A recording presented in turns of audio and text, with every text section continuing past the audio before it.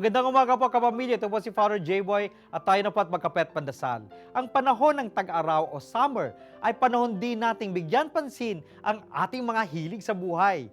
May mga gustong matutong lumangoy, sumayaw, magsulat, magluto at iba pa. Kadalasan, isinasatabi natin ito dahil binibigyan natin ng puwang ang mga araling pang-akademiko. Dahil tapos na ang semestre at nagsimula na ang bakasyon, maaari nating habulin ang nagbibigay sigla sa atin. Ngunit may mga hilig na sadyang hindi natin napag-iiwanan.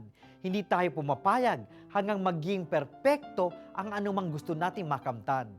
Hindi tumitigil ang isang musikero hanggat di niya nakukuha ang kanyang matagal na niyang pinapractice.